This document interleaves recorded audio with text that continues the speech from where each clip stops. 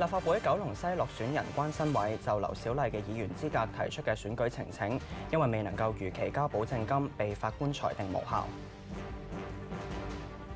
鄰舍輔導會怡欣山莊一名職員被裁定普通襲擊罪成，裁判官指有必要判阻嚇性刑罰。載住兩名太空人嘅神舟11號飛船返回艙喺內蒙古着陸，兩名太空人景海鵬同陳冬身體狀況良好。各位歡迎收睇呢節新聞。立法會九龍西落選人關新偉提出選舉呈請，要求法院裁定立法會議員劉小麗宣誓無效。但係由於關新偉未能夠如期繳交保證金，法官裁定選舉呈請無效。伍淑珊報導。劉小麗到高等法院應訊，其他議員包括朱凱廸同梁國雄等到場聲援。劉小麗被同區落選人關新偉喺月初入稟選舉呈請，但關新偉未喺限期入面繳交2萬元保證金，亦都未喺入稟之後5日內提出延遲繳交。佢嘅大律師喺庭上話未能夠聯絡佢，所以遲交並申請延期。但法官歐慶祥質疑係藉口，指唔通佢冇電話。又認為佢嘅事務律師即係陳萬琪應該一早就得到關新偉嘅指示。代表劉小麗嘅資深大律師潘希就指出，入稟人遲交保證金等於放棄入稟。又表示劉小麗亦都面對另外一宗宣誓司法覆核，比關新偉更加早入稟，但兩個案件要處理嘅法律問題重複。法官認為關新偉一方冇合理原因申請延期，最終裁定選舉呈請無效。劉小麗認為法庭裁決公正，對方係濫用咗司法嘅程序，根本咧就唔應該因為我喺其後嘅任何嘅行為咧係作為一個選舉呈請嘅，一切發生嘅事咧都已經係我當選之後嘅事。咁而佢哋咧亦都喺呢個過程入邊咧非常之不負責任咁樣咧係處理錯誤咗嗰個程序。關新偉承認因為去旅行而冇交保證金，話我遲咗。咁事實上我係遲咗，但係我嘅正義永遠唔會遲嘅。關新偉嘅代表律師就話會研究係唔係上訴或者用其他嘅方式再進行申訴。雖然針對劉小麗嘅選舉呈請被裁定無效，但佢仍然要就住立法會嘅宣誓面對其他司法覆核嘅挑戰。NoTV 記者吳淑珊報導。香港民族黨召集人陳浩天早前報名參加立法會新界西選舉，被選舉主任裁定提名無效。法院將選舉呈請押後至到出年5月9號聆訊。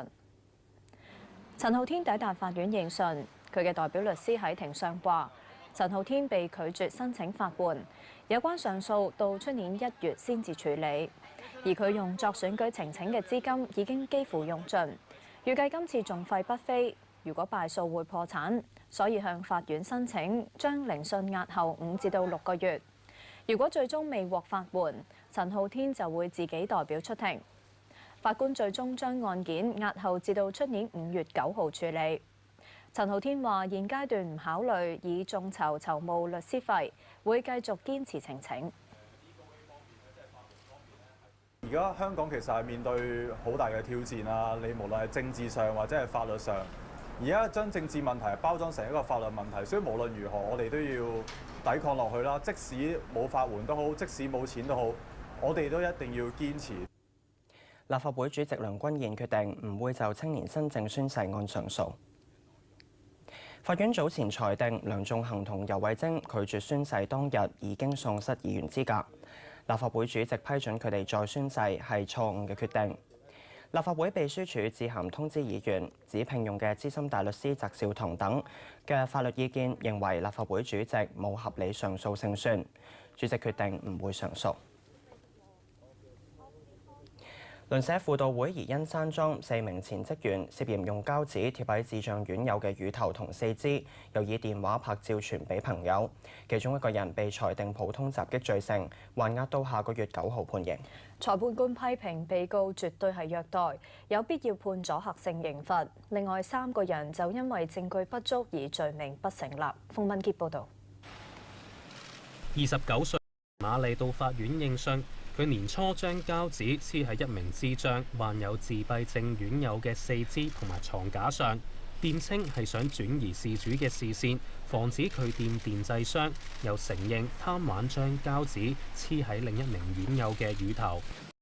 裁判官唔接納陳瑪麗嘅辯解，認為事主當時已經着上約束衣，事發嘅時候事主激動大叫，盡力移走膠紙，但被告仍然繼續將膠紙貼喺事主嘅雙臂同埋腳上面。證人亦都證實事主當時非常驚恐，嘗試避開膠紙，裁定陳瑪麗普通襲擊罪成。裁判官批評被告作為復康宿舍嘅職員，職責係照顧冇自理能力嘅人，應該有耐性同埋尊重。但被告利用事主嘅弱點，令佢承受不必要嘅傷害，係完全唔能夠接受，絕對係虐待，有必要判阻嚇性刑罰。裁判官決定索取被告嘅背景報告，將案件押後至下個月9號判刑，期間被告需要還押。而因山莊另外3名前職員分別涉嫌喺事主床邊膠紙上寫名刺激佢，同埋以電話拍攝另一名院友，被控普通襲擊同埋不誠實使用電腦罪。裁判官因為證據不足，裁定3人所有罪名唔成立。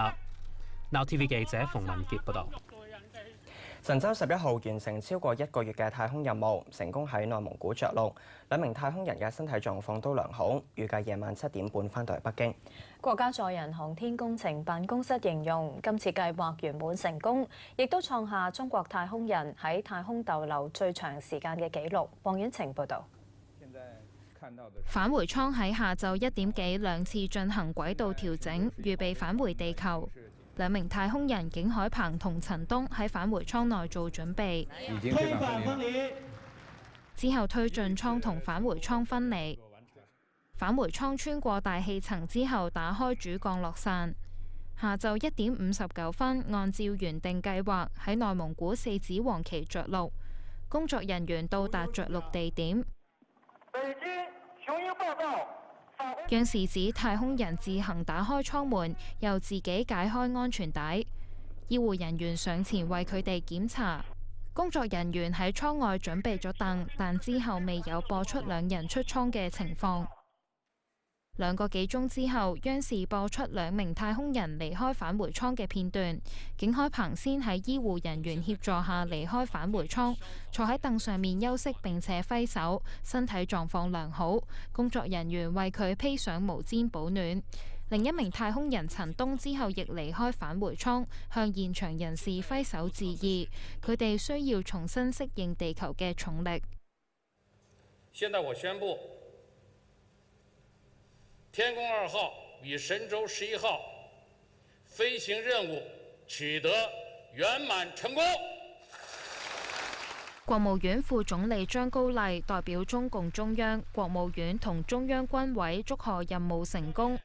在習近平同志為核心的黨中央的堅強領導下，航天戰線堅決落實創新驅動的發展戰略和軍民融合的發展戰略，樂以進取，攻堅克難，團結協作，拼搏奉獻，體現了中國特色社會主義道路自信、理論自信、制度自信、文化自信。神舟11號上個月發射升空，並且同太空實驗室天宮2號進行對接。2名太空人喺太空逗留超過1個月，創下中國太空人喺太空逗留最長時間嘅紀錄。Now TV 記者黃婉晴報導。中國載人航天工程辦公室宣布今次航天任務圓滿成功，為日後建造太空站奠定更加堅實嘅基礎。而2個太空人嘅健康狀況都非常好。航天員返回地面後，狀態非常好。我們着陸場試驗隊的同志打來電話，也說我們了解到，我們是航天員返回以後，金海鵬他們把那個返回艙的艙門打開。所以從這些情況來看，也充分表明了我們3大駐留保障措施，就是我們的健康保障、生活保障、工作保障，這個措施呢是科學有效的。這位理事隊第2排。太空人喺今次亦都帶同由3名香港中學生設計嘅實驗上到太空。辦公室主任黃少耀話：6條蠶蟲入面有5條成功結繭，取得預期嘅效果。被問到太空人會唔會一如以往來港訪問，黃少耀就話：因為太空人長時間留喺太空，面對身體失重嘅情況，需要等待佢哋康復再公佈具體嘅活動安排。轉頭翻嚟睇下其他消息。翻嚟新聞時間。美國後任總統特朗普繼續籌組內閣，有報道指佢計劃委任退役中將弗林做國家安全顧問。弗林出身民主黨，前年離開奧巴馬政府之後，轉投特朗普陣營。佢嘅管理作風，以至對伊斯蘭教嘅睇法都惹起爭議。陳翠婷報導。美國陸軍退役中將弗林大選時高調為共和黨嘅特朗普站台，狠批總統奧巴馬。但佢本身正係嚟自奧巴馬政府，曾任國防情報局局長，前年因為管理作風而遭到撤換。呢位民主黨人其後轉投特朗普陣營，喺國家安全方面提供意見。特朗普當選後，弗林擔任過渡團隊副主席，而家仲有機會重返華府。消息話，特朗普屬意弗林出任國家安全顧問，弗林未有回應會唔會接受。呢位3星將領曾經喺阿富汗同伊拉克服役，擔任情報指揮官，而即率敢言見稱，曾經批評美國出兵伊拉克係大錯特錯，助長伊斯蘭極端勢力，又批判伊斯蘭教只係一種政治意識形態。佢經常不忌諱咁使用激進伊斯蘭恐怖主義一詞，指伊斯蘭世界有毛病。弗林舊年同俄羅斯總統普京同台出席晚宴，加上佢成立嘅政治遊說組織被指同土耳其商界有密切關係，亦都惹嚟爭議。分析話，弗林出任國家安全顧問，將喺外交政策上有重大話語權，對零軍事經驗嘅特朗普係一大幫助。目前特朗普管治班子多個重要職位仲未有定案，其中國務卿一職競爭激烈。最新加入戰團嘅係2012年共和黨總統候選人羅姆尼，據報佢同特朗普會星期六會面，特朗普可能邀請佢出任國務卿。大選期間，羅姆尼曾經呼籲選民千祈唔好投票俾特朗普。大選之後，羅姆尼就致電對方祝賀。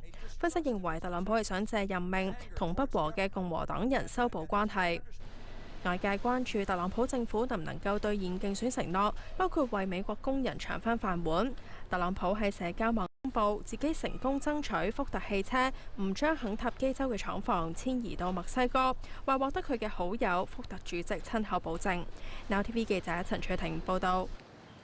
南韓總統朴槿惠涉及親信干政醜聞，有傳媒報道，檢方表示正認真考慮喺起訴書上面將朴槿惠列為疑犯或者同謀，並且作出刑事檢控。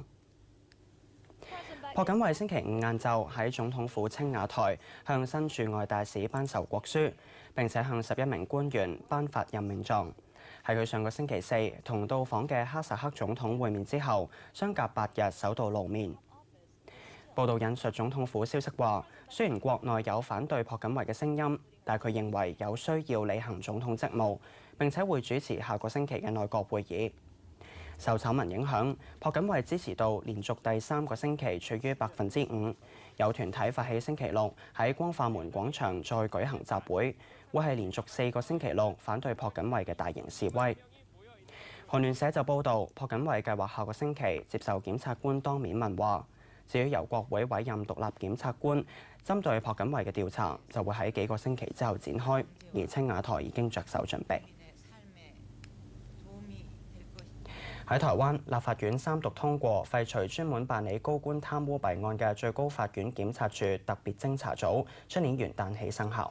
到時相關重大案件將會交由各級檢察處借調人員調查。馮坤源報導。立法院喺中午就廢除特別偵查組表決，期間國民黨立委高叫口號反對，最終草案以66票贊成、23票反對通過。法院組織法第63條之1條文修正通過。喺2007年成立嘅特偵組以偵破陳水扁前總統家族涉貪案一舉成名，其後偵辦多宗重大貪污案，包括起訴李登輝前總統涉及嘅國安密帳同前行政院秘書長林益世收賄案。特偵組喺2013年偵查時任立法院長黃金平懷疑涉及關稅案嘅時候，當時直接管轄特偵組嘅檢察總長黃世銘深夜到總統府官邸報告監聽到嘅調查內容，之後朝野出現廢除特偵組嘅呼聲。今年民進黨重新上台執政之後，喺立法院醞釀廢除特偵組。民進黨質疑特偵組淪為政治打手，權力過大但冇監督機制，選擇性辦案同埋成效不彰，認為應該精簡檢察調查系統。特偵組曾經是我們美麗的期待，但是呢，在實務的發展上，卻發現呢，它成為一個無法控制的一個大怪獸。但極力反對廢除特偵組嘅國民黨立委認為，特偵組專責辦理重大案件有必要存在，將佢廢除即係縱容貪污。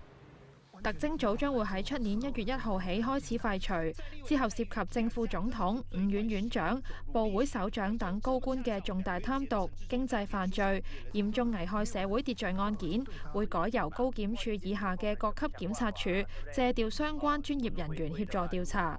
Now TV 記者馮坤源報導。轉頭翻嚟再睇翻啲本地消息。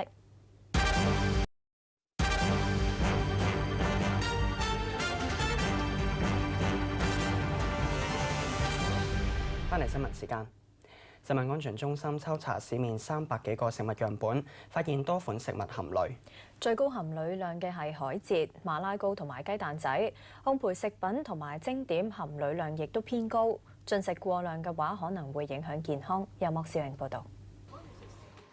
食安中心喺舊年5月至到7月抽查309個食品樣本，結果顯示海蜇嘅平均鋁含量最高，每公斤達到800毫克鋁。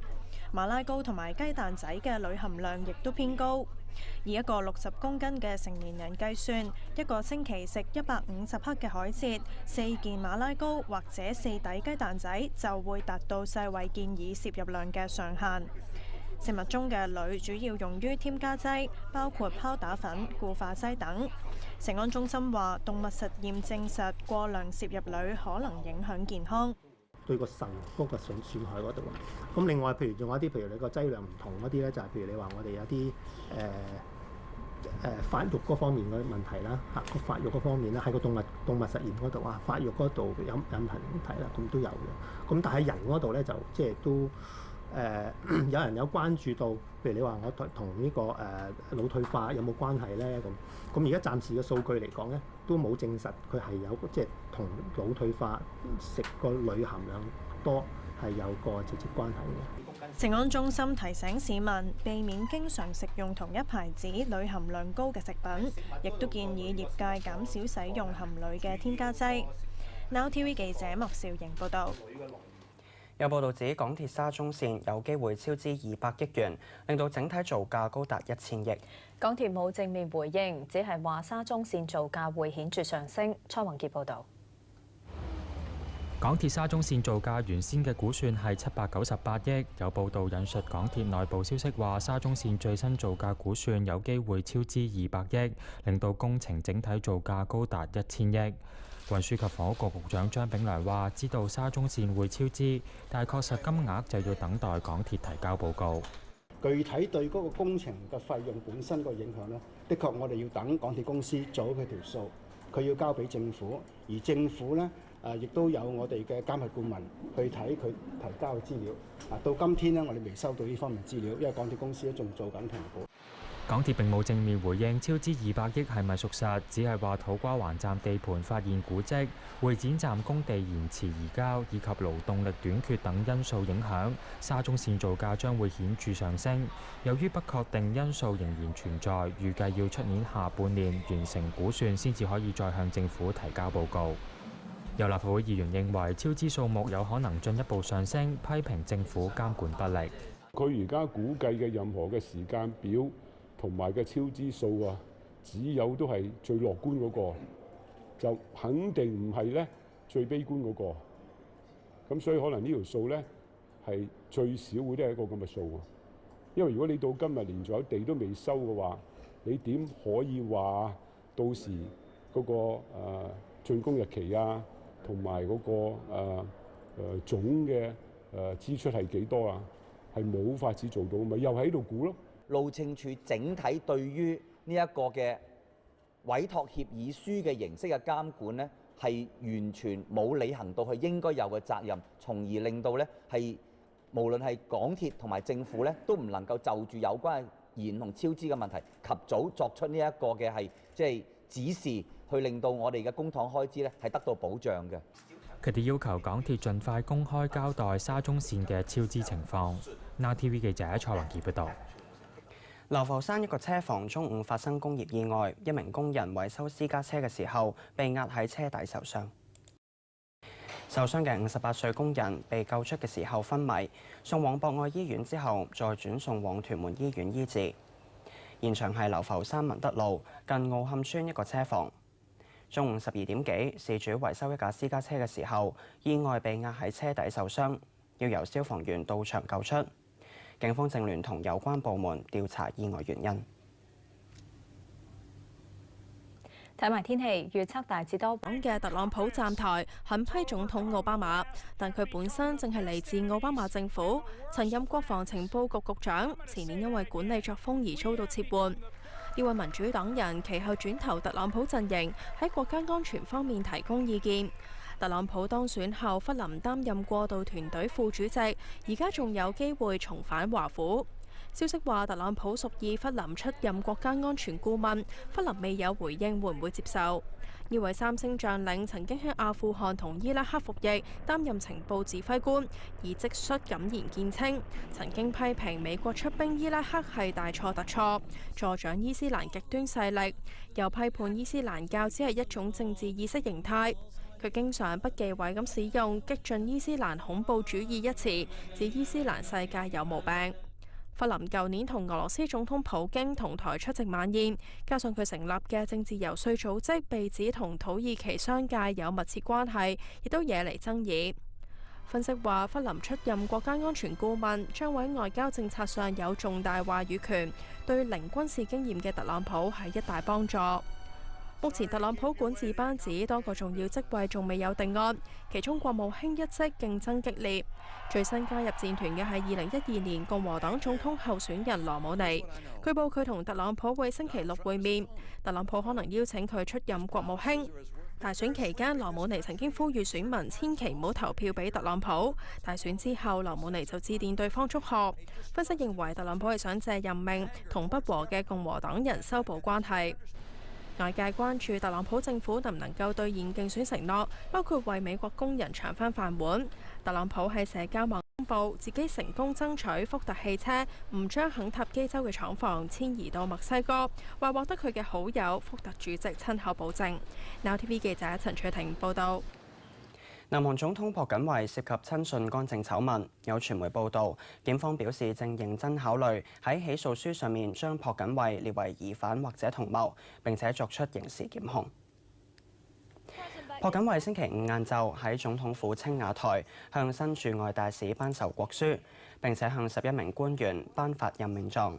係佢上個星期四同到訪嘅哈薩克總統會面之後，相隔8日首度露面。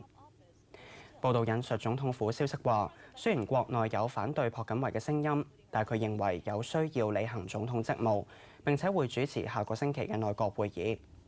受醜聞影響，朴槿惠支持度連續第3個星期處於5%。有團體發起星期六喺光化門廣場再舉行集會，會係連續4個星期六反對朴槿惠嘅大型示威。韓聯社就報導，朴槿惠計劃下個星期接受檢察官當面問話。至於由國會委任獨立檢察官針對朴槿惠嘅調查，就會喺幾個星期之後展開，而青瓦台已經着手準備。喺台灣，立法院3讀通過廢除專門辦理高官貪污弊案嘅最高法院檢察處特別偵查組，出年元旦起生效。到時相關重大案件將會交由各級檢察處借調人員調查。馮坤源報導。立法院喺中午就廢除特別偵查組表決，期間國民黨立委高叫口號反對，最終草案。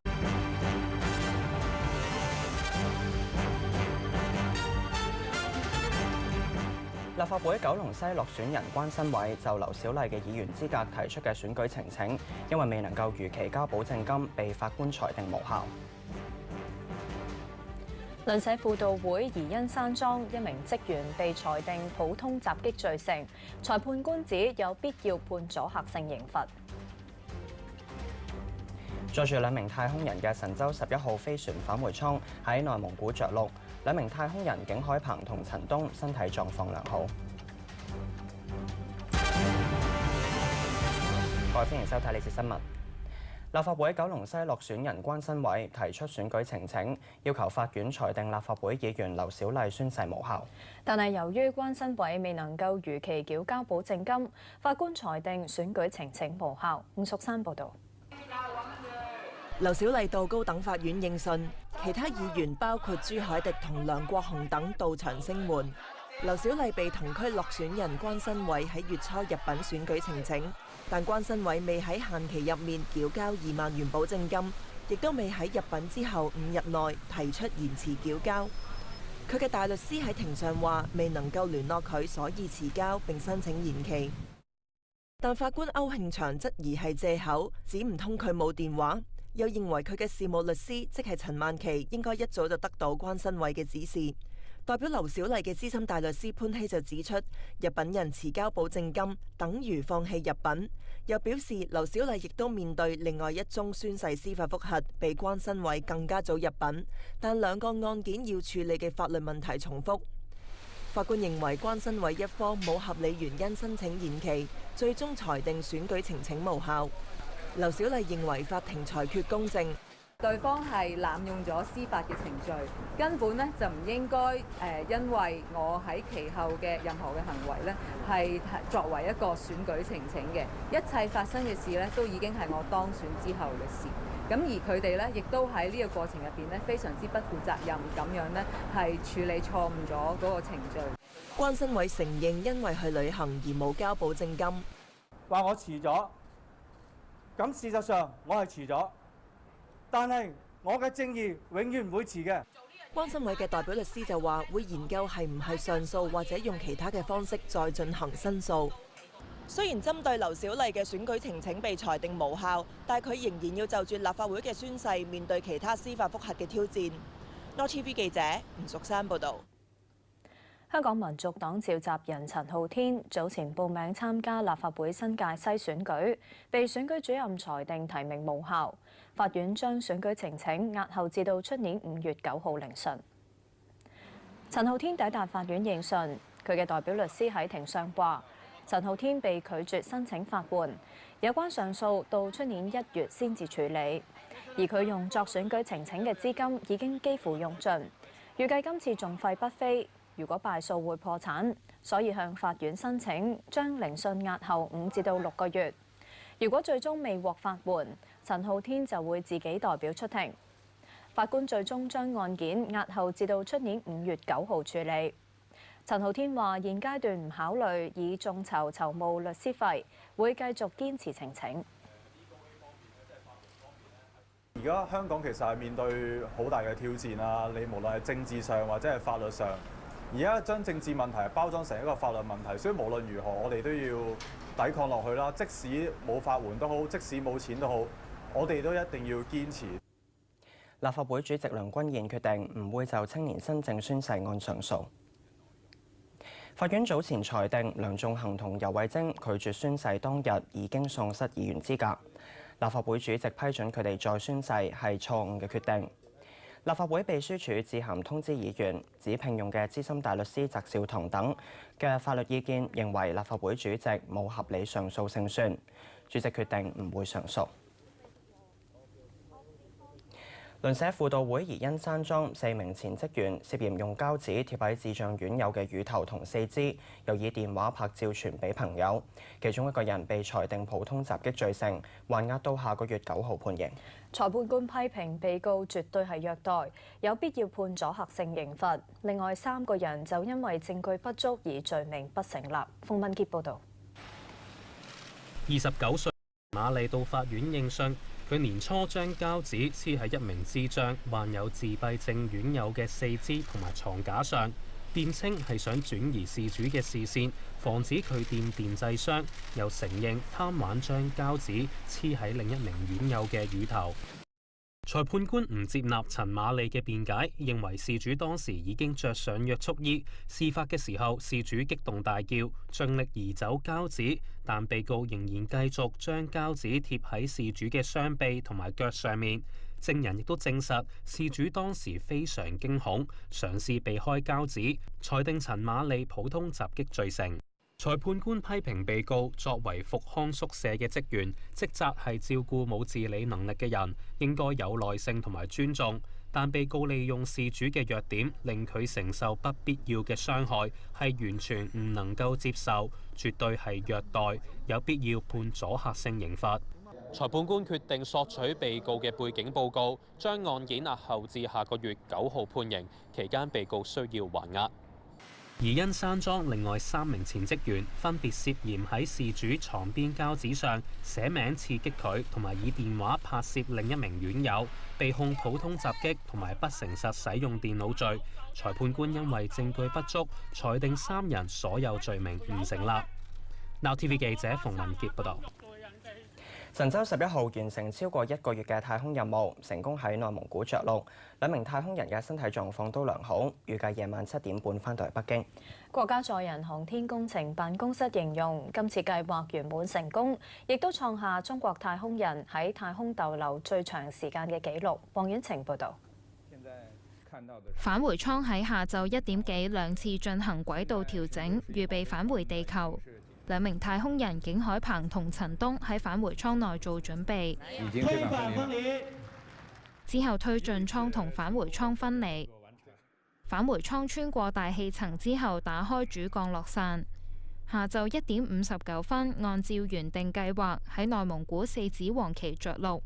工作人員到達着陸地點，以66票贊成、23票反對通過。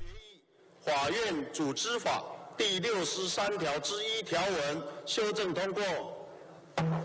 喺2007年成立嘅特偵組以偵破陳水扁前總統家族涉貪案一舉成名，其後偵辦多宗重大貪污案，包括起訴李登輝前總統涉及嘅國安密帳同前行政院秘書長林益世收賄案。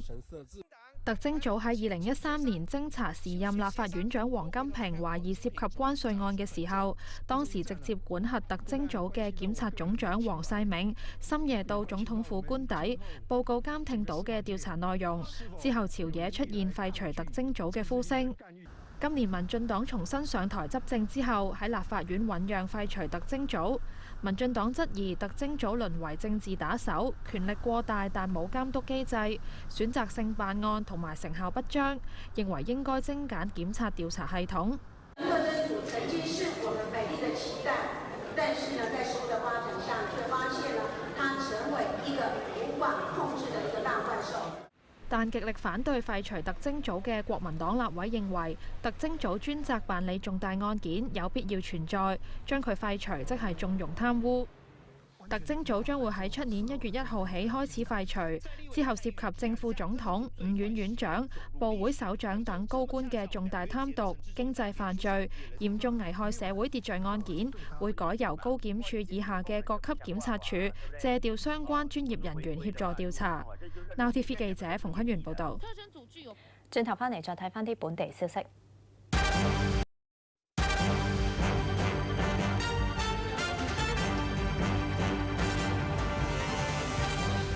翻嚟新聞時間，食物安全中心抽查市面300幾個食物樣本，發現多款食物含鋁。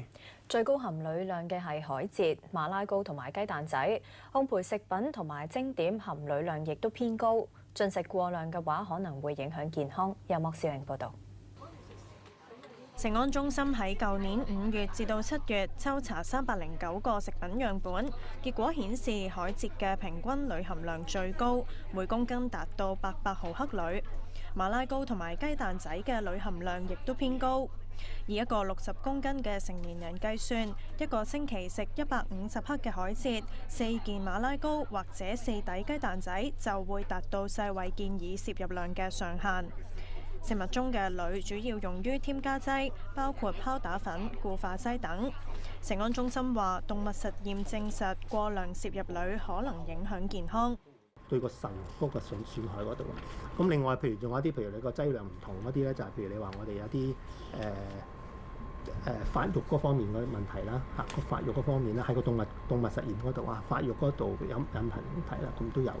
咁但係人嗰度咧就即係都有人有關注到，譬如你話我同呢個腦退化有冇關係咧？咁而家暫時嘅數據嚟講咧，都冇證實佢係有即係同腦退化食個鋁含量多係有個直接關係嘅。食安中心提醒市民避免經常食用同一牌子鋁含量高嘅食品，亦都建議業界減少使用含鋁嘅添加劑。Now TV 記者北京雄鹰報道。央視指太空人自行打開艙門，又自己解開安全帶，醫護人員上前為佢哋檢查。工作人員喺艙外準備咗凳，但之後未有播出兩人出艙嘅情況。2個幾鐘之後，央視播出2名太空人離開返回艙嘅片段。